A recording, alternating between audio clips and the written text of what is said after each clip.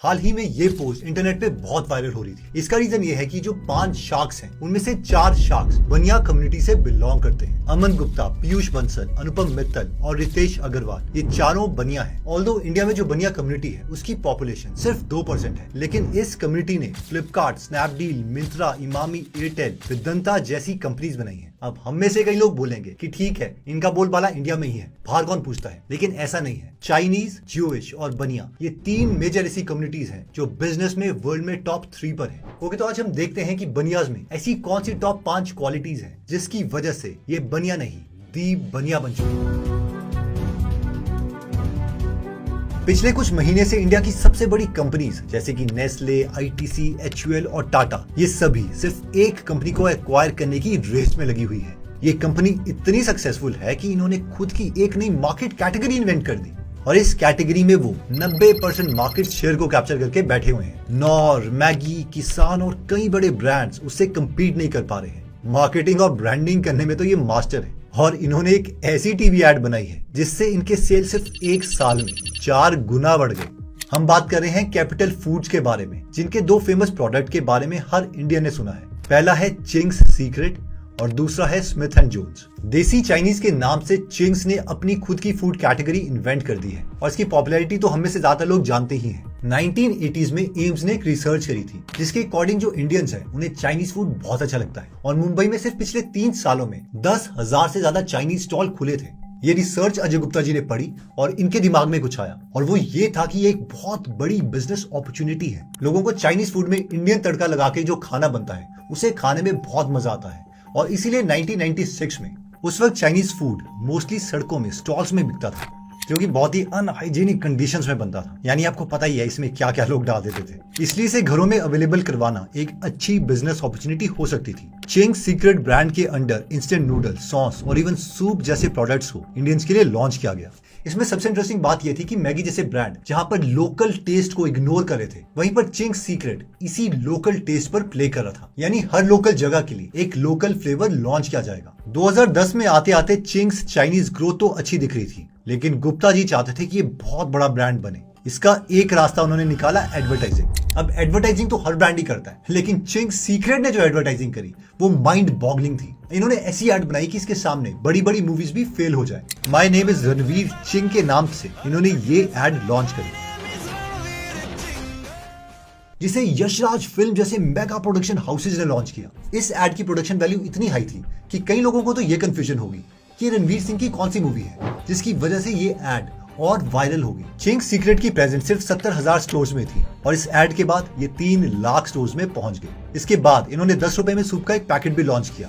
Soup को launch करने के बाद नॉर कंपनी इतना डर गई कि उन्होंने बाय 2 गेट 1 का ऑफर लॉन्च कर दिया। इसके ठीक 2 साल के बाद चिंग्स ने एक बार फिर से रणवीर सिंह के साथ इस एड को शूट किया और इस 5 मिनट की एड का बजट जानकर आप हैरान रह जाएंगे। इस एड का बजट था 75 करोड़ रुपए। इतना बजट तो कई मूवीज का भी नहीं होता। और सबसे इंटरेस्टिंग बात यह है कि इस एड को शूट किया था रोहित शेट्टी ने। इस स्टोरी से हमारी लर्निंग यह है कि if you don't have the market, create your own market. वैसे इस पर एक बुक लिखी जा चुकी है, ब्लू ओशन स्ट्रैटेजी। अगर आप चाहें तो इसे गूगल ऐप में सुन सकते हैं। हमारी नेक्स्ट लर्निंग आती है ड्रीम बिग। अगर मैं आपसे पूछूं कि वर्ल्ड का सबसे लार्जेस्ट गोल्ड रिफाइनरी कौन और किस कंट्री में है, तो ज्यादातर लोग कहेंगे दुबई या फिर यूएसए में ही होगा, जिसके ओनर रोल्स रॉयस या मर्सिडीज में घूमते होंगे। लेकिन अगर मैं आपसे कहूं कि एक नॉर्मल इंडियन ज्वेलर का बेटा जो कि एक पुरानी सी टोयोटा में घूमता है, वो दुनिया की सबसे लार्जेस्ट गोल्ड रिफाइनरी को ओन करता है, तो हम में से ज्यादातर लोगों को इस पर विश्वास भी नहीं होगा। बट ये स्टोरी एकदम सच है। हम बात कर रहे हैं राजेश मेहता जी की, जिनकी कंपनी है राजेश एक्सपोर्ट्स के नाम से, जिसकी मार्केट वैल्यू 10,000 करोड़ रुपए है। एक नॉर्मल सा मिडिल क्लास लड़का जिसे माँ बाप से कोई करोड़ों रुपए नहीं मिले थे, ना ही वो फराटेदार अंग्रेजी बोल सकता था, आगे चलकर वो इंडिया का सबसे बड़ा गोल्ड एक्सपोर्टर बनता है और स्विट्जरलैंड जैसे अमीर देशों में घुसकर वहां की वर्ल्ड लार्जेस्ट गोल्ड रिफाइनरी में से एक कैम्बी को $400 मिलियन में खरीद लेता है। राजेश मेहता जी की स्ट्रगल स्टोरी भी उनकी सक्सेस स्टोरी जितनी ही इंटरेस्टिंग है। शुरू में राजेश जी डॉक्टर बनना चाहते थे, बट इवेंचुअली उन्होंने अपने फादर की ज्वेलरी बिजनेस को ज्वाइन कर लिया। उन्हें बहुत ही जल्दी समझ आ गया था कि जो उनके फादर का बिजनेस है उसे बहुत बड़ा नहीं किया जा सकता, क्योंकि जो ज्वेलरी की दुकानें हैं वो बहुत ही लोकलाइज्ड हैं। यानी एक दुकान के मालिक को बस उसके आसपास के लोग ही जानते हैं। इसलिए राजेश जी ने 1200 रुपए का एक लोन लिया और अपने बड़े भाई के साथ मिलकर सिल्वर ट्रेडिंग का काम किया। वो जानते थे कि जो इंडियंस हैं उन्हें नया डिजाइन चाहिए, तो वो क्या करते थे कि साउथ इंडिया के जो डिजाइन हैं उन्हें लेकर गुजरात में बेचते और गुजरात के जो डिजाइन हैं उन्हें लेकर साउथ इंडिया में बेचते और दोनों के दोनों साउथ इंडियंस और गुजराती नए डिजाइन को देखकर बहुत खुश होते और इनका बिजनेस बहुत अच्छा चलने लगा। वैसे तो ये कुछ ही महीनों में लाखों रुपए कमा रहे थे, लेकिन ये बनिया दिमाग इतनी जल्दी सेटिस्फाई नहीं होने वाला था। इन्होंने कहा कि सिल्वर ट्रेडिंग नहीं, हम गोल्ड की ट्रेडिंग करेंगे। लेकिन इसमें एक बहुत बड़ी प्रॉब्लम थी। प्रॉब्लम ये थी कि उस वक्त पर एक गवर्नमेंट का एक्ट था जो कि था the gold control act of 1968। इस एक्ट के अकॉर्डिंग अगर आप गोल्ड मैन्युफैक्चर इंडिया में करते भी हैं तो भी आप इंडिया में ही ये सामान नहीं बेच सकते। तो उन्होंने कहा ठीक है, मैं इंडिया में गोल्ड तो नहीं बेच सकता लेकिन फॉरेन में तो बेच सकता हूँ, और इन्होंने किया भी यही। 1989 में बैंगलोर में इन्होंने 10 लोगों को हायर किया और वहां पर एक कंपनी की शुरुआत करी जिसका नाम था Rajesh exports. UK, US, Dubai में 1992 तक ये 2 करोड़ का गोल्ड एक्सपोर्ट कर रहे थे और ये नंबर 6 सालों में बढ़कर यानी 1998 में 120 करोड़ हो गया था। 2001 में इन्होंने बैंगलोर के व्हाइट फील्ड में 250 टन की कैपेसिटी का एक मैन्युफैक्चरिंग यूनिट सेटअप किया और इसके ठीक 1 साल के बाद इनका रेवेन्यू 1000 करोड़ क्रॉस कर गया। आज राजेश एक्सपोर्ट्स के इस देश में बहुत सारे मैन्युफैक्चरिंग यूनिट हैं। ये 1 साल में 2400 टन गोल्ड रिफाइन करते हैं, यानी हर रोज 6500 किलो सोना रिफाइन, जिसका मतलब है कि पूरी दुनिया में जितना भी गोल्ड रिफाइन होता है उसमें से 35% गोल्ड रिफाइन राजेश एक्सपोर्ट्स करता है। इस स्टोरी से हमारी लर्निंग ये है कि ड्रीम बिग। जब इन्होंने सिल्वर का काम किया तो ये सिल्वर में सेटल नहीं हुए, ये गोल्ड में शिफ्ट हुए। वैसे इस पर एक बहुत ही फेमस बुक भी लिखी गई है, the magic of thinking big, और अगर आप इसकी फ्री में हिंदी में बुक समरी सुनना चाहते हैं तो आप गीगल एप्लीकेशन में सुन सकते हैं, जिसका लिंक मैंने डिस्क्रिप्शन और फर्स्ट कमेंट में दे दिया है। 2020 में पूरे इंडिया में कोविड फैला हुआ था, हजारों बिजनेसमैन बर्बाद हो रहे थे और शेयर मार्केट में लोगों का करोड़ों का नुकसान हो रहा था। सिचुएशन इतनी डिप्रेसिंग थी कि किसी को भी फ्यूचर में सिचुएशन के बेटर होने की कोई उम्मीद नहीं थी। बट अगर मैं आपको कहूं कि एक बिजनेसमैन ऐसा था जिसकी कोविड में इतनी डिमांड थी कि वो लॉसेस में नहीं बल्कि उल्टा डबल डिजिट के प्रॉफिट्स में पैसे कमा रहा था। इस साल इन्होंने 650 करोड़ का रेवेन्यू जनरेट किया है और इसके ठीक नेक्स्ट ईयर ये इसे 800 करोड़ प्लस ले जाना चाहते हैं। और ये बिजनेस कोई हॉस्पिटल या फिर वैक्सीन का नहीं था, ये बिजनेस था एक अगरबत्ती का। और इस कंपनी का जो ब्रांड है उसका नाम है जेड ब्लैक। जेड ब्लैक की कहानी शुरू होती है प्रकाश अग्रवाल जी से, जिनको मैन्युफैक्चरिंग करने का बहुत शौक था। इन्होंने साबुन, डिटर्जेंट से लेकर तेल तक सबकी मैन्युफैक्चरिंग करी, लेकिन एक के बाद एक ये सारे बिजनेसेस फेल होते गए। इतने सारे फेलियर होने के बाद एक बार तो उनकी माँ ने भी कह दिया, बेटा तेरे से मैन्युफैक्चरिंग का बिजनेस नहीं चलेगा, इसका सपना छोड़ दे।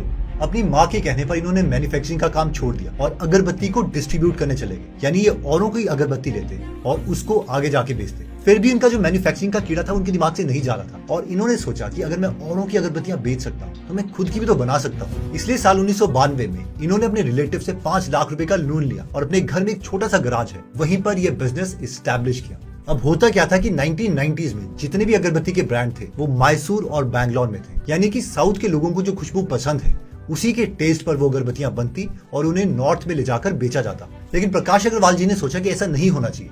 नॉर्थ के जो लोग हैं उनके लिए जो अगरबत्तियां हैं वो उनकी खुशबू के प्रेफरेंस के अकॉर्डिंग बनी चाहिए। और ये फॉर्मूला काम कर गया और सिर्फ 6 सालों में प्रकाश जी ने ना सिर्फ अपना 5 लाख का लोन रीपे किया बल्कि वो इतने प्रॉफिटेबल बन गए कि उन्होंने अपनी प्रोडक्शन अपने गराज से एक फैक्ट्री में शिफ्ट कर दी। बट प्रकाश जी सिर्फ इतने से सेटिस्फाइड नहीं थे। 2000 में उन्होंने देखा कि इंडिया में ज्यादातर अगरबत्तियां ब्रांड्स किसी भी नाम से और किसी भी फोटो से पैकेज करके बेची जा रही है और कोई मार्केटिंग ठीक से कर ही नहीं रहा। प्रकाश जी ने एक अच्छा ब्रांड बनाने के लिए एक नया प्रोडक्ट लॉन्च किया जिसका नाम दिया गया जेड ब्लैक। इसमें 2 क्वालिटीज थी। पहली, इसको प्रीमियम दिखाने के लिए जो इसके अंदर फ्रेग्रेंसेस थी वो मोगरा या फिर चंदन की थी और इसकी पैकेज के ऊपर ब्रांडिंग करी 2 दिग्गजों ने।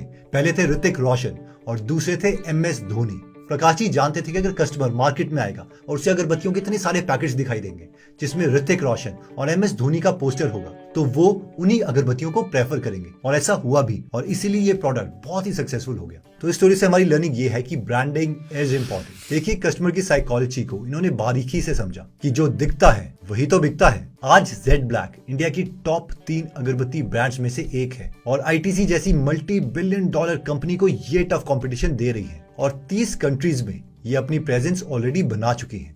हमारा थर्ड लेसन है कि कीप लर्निंग।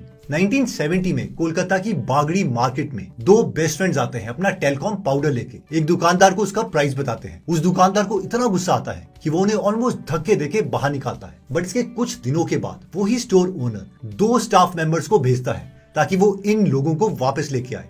और बागड़ी मार्केट के बाकी भी दुकानदार इन दो दोस्तों को ढूंढते हैं क्योंकि इनके प्रोडक्ट में कुछ इंटरेस्टिंग बात थी। ये कहानी है राधे श्याम अग्रवाल और राधे श्याम गोयनका जी की, और इनकी कंपनी का नाम है इमामी, जो 20,000 रुपए के इन्वेस्टमेंट से शुरू हुई थी और आज ये कंपनी साल में 20,000 करोड़ का रेवेन्यू जनरेट करती है। ऑथर निखिल ने अपनी बुक रोकड़ा हाउ बनियास डू बिजनेस में इन दोनों दोस्तों की कहानी बताई है। राधेश्याम अग्रवाल जी और राधेश्याम गोयनका जी 5th क्लास से साथ में पढ़ते थे और इन दोनों के मन में हमेशा एक ही चीज थी कि बड़े होकर इन्होंने खुद का बिजनेस स्टार्ट करना है। जब ये कॉलेज में थे तभी ये दुकानों में आते और वहां पर देखते कि कौन सी किताबें बिक रही है, कौन सा कॉस्मेटिक प्रोडक्ट बिक रहा है, और ज्यादा बिकने वाले प्रोडक्ट ये एक मार्केट से सस्ते दाम पे लेते, उसे रिक्शा में डालते, हाथ से खींच के उस रिक्शा को ले जाते और दूसरी मार्केट में उसी को एक मार्जिन में बेच देते। कॉलेज कंप्लीट करने के बाद इन्होंने 20,000 रुपए का लोन लिया और कैम्पको केमिकल्स करके एक कंपनी बनाई। ये कंपनी अपना कुछ भी नहीं बनाती थी। ये क्या करते थे, जो कॉस्मेटिक के ज्यादा बिकने वाला सामान है उसे खरीदते और उसे नए पैकेट में डाल देते और उसी पैकेट को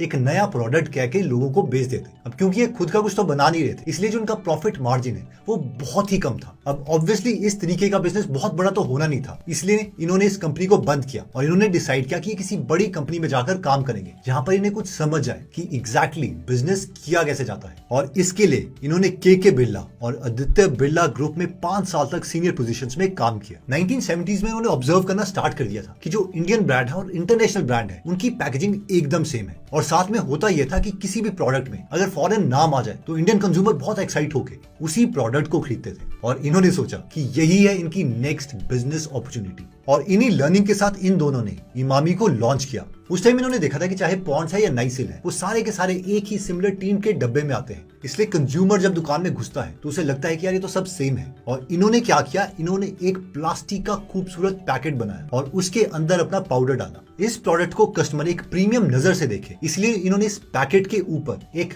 गोल्डन कलर की लेबलिंग लगा दी और इस स्ट्रैटेजी की वजह से ये प्रोडक्ट इंस्टेंट हिट रहा। अपने दूसरे प्रोडक्ट्स जैसे कि कोल्ड क्रीम को इन्होंने छोटे और सस्ते सैशे में बेचा, जो कि उस वक्त कोई भी नहीं कर रहा था। इनकी ये इनोवेशन स्ट्रैटेजी बहुत सक्सेसफुल रही और सिर्फ कुछ ही सालों में इमामी पॉन्ड जैसी बड़ी कंपनीज को टक्कर दे रहा था और 25% मार्केट कैप्चर कर लिया था। 2008 में इन्होंने जंडू का टेक ओवर किया और अपने प्रोडक्ट्स को डाइवर्सिफाई किया। खाने के तेल से लेकर ये च्यवनप्राश की कैटेगरी में भी आए और आज ये एक $multi-billion कंपनी है। इस स्टोरी से हमारी लर्निंग यह है कि अगर कोई पूरे फोकस के साथ पूरी जिंदगी एक ही चीज में लगा रहता है तो ऐसे लोग लोन लेकर भी पॉन्ड जैसे प्रोडक्ट को टक्कर दे देते हैं।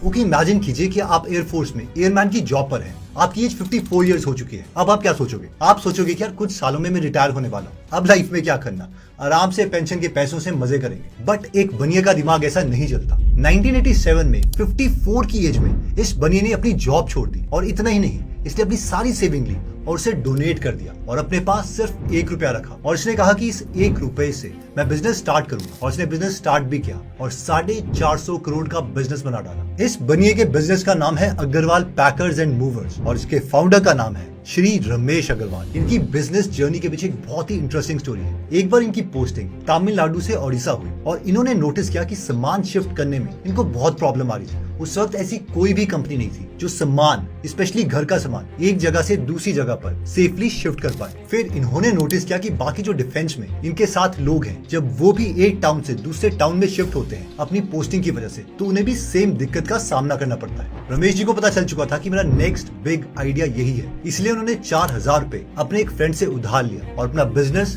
स्टार्ट कर दिया। सिकंदराबाद में उन्होंने एक छोटा सा कमरा 250 रुपए में लिया, लेकिन उनको साथ में ट्रक चाहिए थी सामान को एक जगह से दूसरी जगह पर शिफ्ट करने के लिए। उनके पास ट्रक के लिए इतने पैसे नहीं थे। फिर उन्होंने अपना बनिया वाला दिमाग लगाया। उन्होंने नोटिस किया कि जो सबसे सस्ते ट्रक हैं वो नहीं मिल सकते हैं बैंक से। एक्चुअली होता यह था कि जो बैंक वाले हैं वो ट्रक ड्राइवर्स को लोन देते थे ट्रक लेने के लिए, और उनमें से बहुत से ट्रक ड्राइवर बैंक को पैसे नहीं दे पाते थे, जिसकी वजह से वो लोन डिफॉल्ट हो जाता था। और इसलिए जो बैंक है वो ट्रक्स उनसे ले लेता था और उसे नीलामी करके बेच देता था। और यहीं से रमेश जी ने अपना पहला ट्रक खरीदा। इसी तरीके से वो एक के बाद एक ट्रक्स खरीदने लगे और उसके बाद उन्होंने बहुत सी इनोवेशंस करी।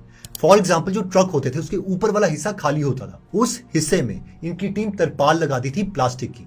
अब तरपाल में प्रॉब्लम क्या है कि कभी वो फट जाती थी, जिसकी वजह से जो पानी है वो अंदर सामान को गीला कर देता था, या फिर इनकी टीम उसे उतारती, दोबारा से चढ़ाती, उसकी पोजीशन को ठीक करती। इसका परमानेंट सोल्यूशन लाने के लिए उन्होंने क्या किया कि इन्होंने जो स्टील के कंटेनर्स हैं वो ही ट्रक में चिपका दिए, जिसकी वजह से इन्होंने इसका परमानेंट सोल्यूशन निकाल दिया। सेकंड प्रॉब्लम जो अग्रवाल जी ने सॉल्व करी वो ये थी कि जो मिडिल क्लास के लोग हैं वो पूरा का पूरा ट्रक किराए में नहीं ले सकते, इसलिए इन्होंने क्या किया, उसका एक लॉकर सिस्टम बना दिया। यानी ट्रक को अलग अलग सेगमेंट्स में तोड़ दिया कि आपको जितना एरिया रिक्वायर्ड है आप सिर्फ उसके लिए पे करो। यानी अगर मुझे थोड़ा सामान भेजना है तो मैं सिर्फ उस लॉकर का छोटा सा टुकड़ा लूंगा और वहां पे सामान भेज दूंगा, जिससे मुझे भी चीप पड़ेगा और उनको जो कस्टमर्स हैं वो भी ज्यादा मिलेंगे। इसीलिए इस पॉइंट से हमारी लर्निंग ये है कि observe the problem and give innovative solution, जैसे कि अग्रवाल जी ने दी। इसी वजह से जो बिजनेस सिर्फ 4,000 रुपए के लोन से स्टार्ट हुआ था, आज इनका गोल 5,000 करोड़ रेवेन्यू करने का है। वैसे ये 5 लर्निंग्स है जो आज हमने सीखी। अगर आप चाहें तो आप इसका स्क्रीनशॉट ले सकते हैं। इसके अलावा हमने गुजरातीज और मारवाड़ी के बिजनेस सीक्रेट्स को भी अच्छे ढंग से एनालाइज किया है, जो आप चाहें तो इन 2 वीडियोस में देख सकते हैं। जय हिंद। अगर आप हमारी वीडियोस मिस नहीं करना चाहते तो हमारा पेज लाइक करने के बाद 3 डॉट्स के बटन को प्रेस करके फॉलो के बटन को सिलेक्ट कीजिए और फाइनली सी फर्स्ट के ऑप्शन को सिलेक्ट कर लीजिए। इससे आपको हमारी हर पोस्ट मिलती रहेगी। जय हिंद।